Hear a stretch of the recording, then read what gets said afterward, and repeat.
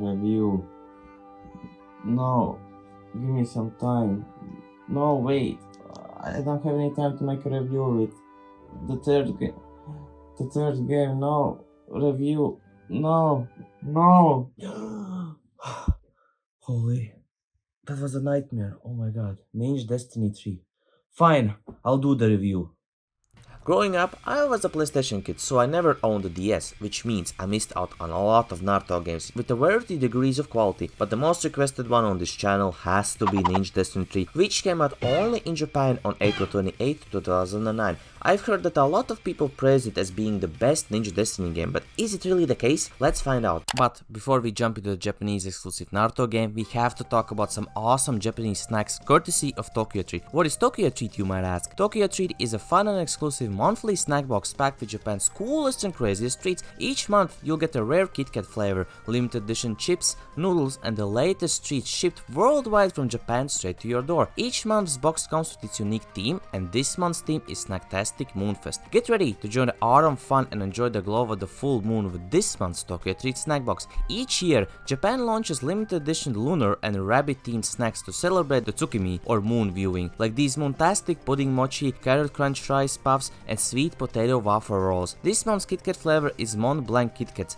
The taste is really sweet, with a rich flavor when the wafers kind of fade into the background, letting the chocolate coating take over with its smooth chestnut note. The chocolate itself feels soft and little buttery, while the wafer is thinner and not as crispy as the usual Kit Kats. The next thing I was really excited to try were the pure chips. I love potato chips, and I've got to say, these are some of the best I've had. They taste really natural, like you can actually tell it's made from real potatoes, and as soon as you bite into one, you get that fresh potato flavor, and then the herbs and spices kick in to give it this nice extra punch. Not sure what each item is? No worries. Every TokyoTreat box comes with a cultural booklet that explains the theme, gives a detailed description of each snack, how it ties into the theme, and even includes allergy information. It's all a part of TokyoTreat's mission to help you experience Japan from the comfort of your own home, celebrate tsukimi, and experience Japan's moon viewing tradition from anywhere in the world with this month's TokyoTreat box. If you're craving real Japanese snacks, miss Japan, or looking for the perfect gift, you can use my code PSYCHSORUNI to get $5 off your first box. Big thanks to TokyoTreat for sponsoring this video.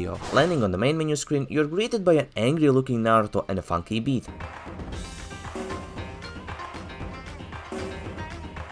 There are a ton of modes to go through, but we'll probably start with the main mode, which is the story mode. The story mode of this game covers only the Hidan/Kakuzu arc, and yes, the game covers just one arc, which is a first on this channel. The mode starts by explaining the events that happened before this arc, using still images and some text. Sometimes, we also get stills from the anime for important story moments. After that, we're transported to a 3D top-down view of Konoha, like holy! I was shocked when I got to this part. I didn't know the DS was able to handle something like this. You can see me being totally baffled just standing there in one spot. After that section, we head to Hokaga's mansion and the arc starts with Tsunade explaining the appearance of Kakuzu and Hidan. Also, if you noticed, I'm playing a fan-translated version, so that's why everything is in English. Well, not everything, but still. The interesting thing about this arc is that we only play as Naruto, but we actually get to play as Hidan and Kakuzu in the story mode, which is a first for the Naruto games we covered here. The flow of the story mode goes like this. You get some still cutscenes, get transported to an area that you have to traverse, fight an enemy or a boss, and repeat the cycle until the story ends. During the story, you play as the previously mentioned Hidan, Kakuzu, Naruto, Asuma, and even Kakashi. Regarding the traversal sections, while going around the map and trying to find the exit, yes, you actually have to look for it yourself, you will be randomly attacked by enemies trying to stop you. If you're talking about the battle mechanics, I can say that they're almost the same as the Clash of Ninja series, only for the handheld, and I love it. It's pretty easy to get used to it, but hard to master. Each character has their own moveset, and the combos are hard to pull off consistently. You got your attack button and block button, which when spammed while being attacked can trigger a substitution jutsu that teleports you behind the enemy. But be aware, in the later parts of the story, the CPU gets tougher, which can lead to this.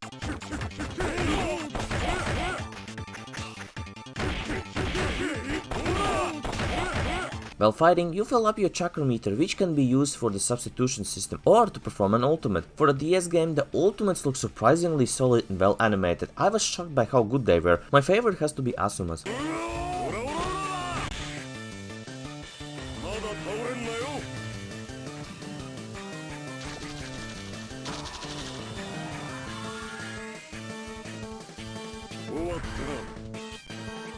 And as well I have to mention Kabuto's.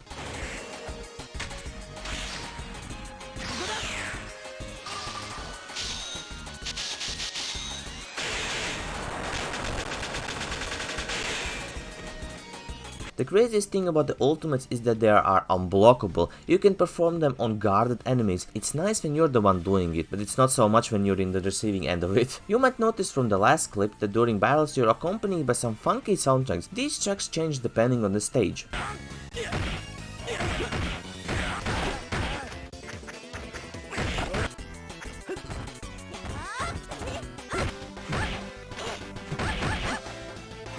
On the right side or the DS's order screen, you can use items during and after battles to increase your health, chakra, defense, attack, and so on. These items can be found while exploring the selected areas. While playing through this mode, I noticed that the moves used by the filler enemies looked kinda familiar, and after thinking for a bit, I realized that the moves that these ninjas use actually come from Tekken.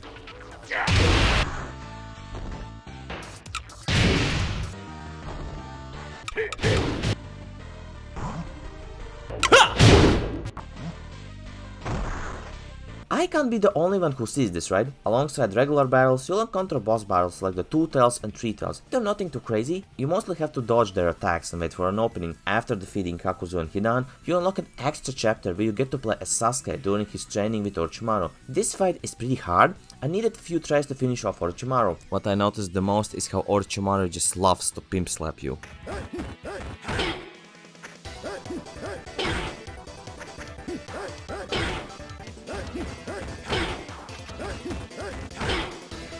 After that, you get another boss battle against the 3 Tails, which was also difficult for me. Once you finish the game, you unlock some new characters that can be used in free battle mode. The mode itself is good, but the fights during the later chapters are tough, especially when you're having to fight Kakuzu and Hidan back to back. And if you lose, you have to restart the entire chapter, which feels unfair a bit. After the story mode, we can hop into versus battle and play 1v1 fights against the CPU, using a roster of 30 available characters. Some characters like Iruka, Kabuto, and Kurenai don't appear in the story mode but are still playable. There are also PTS characters available. In my gameplay, I wasn't able to unlock them all, sadly. I wasn't sure how, so if you played this, let me know in the comments below how to do that. The roster essentially consists of the characters from the previous 2 games, plus new additions like Hidan and Kakuzu. The stage variety in this game is actually quite impressive. You can play on 15 different stages, some of which return from previous releases, including Konoha's hospital rooftop. I'm telling you, the Nintendo side of Naruto games is cooking when it comes to stage selection. The other modes in the game include Beast Battle mode, where you fight the giant beasts on a time limit. As I understand, there's a way to unlock new boss battles and characters to use, but sadly, I have no clue how. Then we have Survival mode, which, as the name implies, has you fighting as many opponents as possible using a single health bar. And of course, it wouldn't be a Naruto game without local multiplayer. You can even tackle beast battles with a friend. I was always really skeptical of these Naruto games because I'd heard some bad things about them, but Powerful Shippuden and Ninja Destiny 3 really surprised me and showed me that Naruto games on the DS can be not just solid, but fun. Please let me know, guys, what other Naruto games are worth playing. I definitely recommend trying this game out. It's like Clash of Ninja Light for the DS and it's really enjoyable. But yeah, what do you guys think? Have you played this game? If so, how was it? Let me know in the comments below. And before I go, I want to give a huge shout out to this channel, Zopix, Mati the Legend, and Dupa for being channel members while I'm currently making this video. Thank you so much, guys. But yeah, guys, that's it for me. I wish you a nice day/evening. Take care, everyone. See ya. Bye bye.